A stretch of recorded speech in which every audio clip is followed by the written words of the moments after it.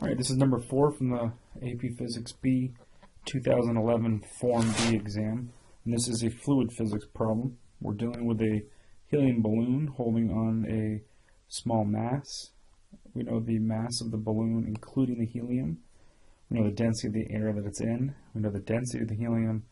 And we know the value of the mass itself. And we want to draw a free body diagram labeling the forces acting on the balloon.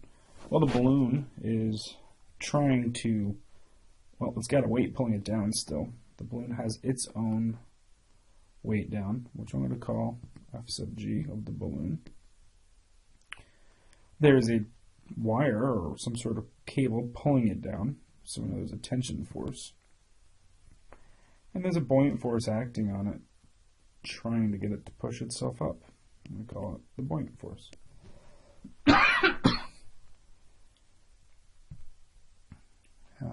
This part was worth 3 points, one for each correct force and correct label, and 1 point will be deducted for each individual force or component that's incorrect. For part B, we want to go ahead and find the buoyant force acting on the balloon. The easiest way of doing this is to utilize an analysis of Newton's second law or dynamics. So we're going to go ahead and say the net force acting on the balloon. The balloon is attached there, it's not accelerating anywhere. So the net force acting on it is indeed equal to 0. And that comes from that upward force of buoyancy minus the weight of the balloon minus the tension pulling it down. That means the buoyant force will equal the weight of the balloon plus that tension. The tension itself, maybe you can tell, comes from the weight holding down on it, which is that small mass. So T is actually equal to mg of the smaller object, which I'll just call O for object. The mass of the object is 0.015. I'm going to use 10 for gravity. That means the tension is 0.15 newtons.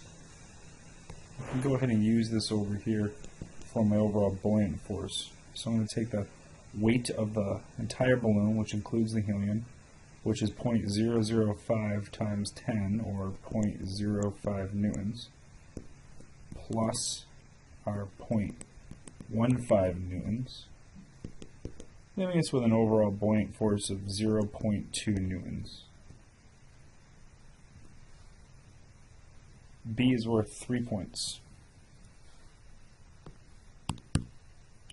For C, we want to determine the volume of the balloon. Well, now that we know the buoyant force of the balloon, we can pretty easily find the volume, because the buoyant force acting on any object is equal to the density of the fluid it's in this case it's air, times the volume of the fluid displaced, which in this case will equal the volume of the object, because it's completely submerged in air, times acceleration due to gravity.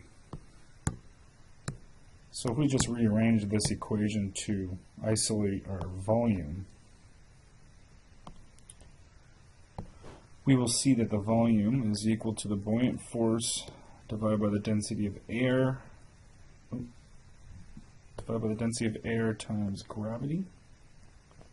That buoyant force is 0.2. We're going to divide that by the entire quantity of that bottom portion of 1.29 times 10.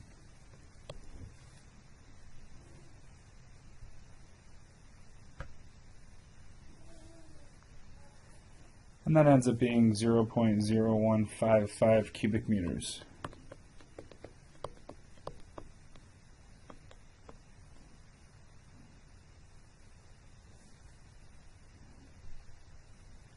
This overall was worth 2 points. And finally, a child is going to take the string and balloon, they're going to get into a car. They're basically to hold the object so the balloon or the object aren't touching the surface, so they're just holding on the string here.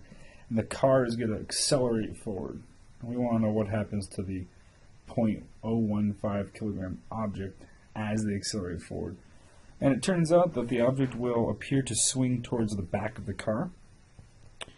And we need to explain why. I think that the best, most appropriate way to explain this is to discuss that the object, its own inertia, is going to resist that forward acceleration, and so it is going to stay where it was the whole time while everything else accelerates forward until at least the string starts to pull it forward with it. And this final portion was also worth 2 points. Okay, that's it for this problem.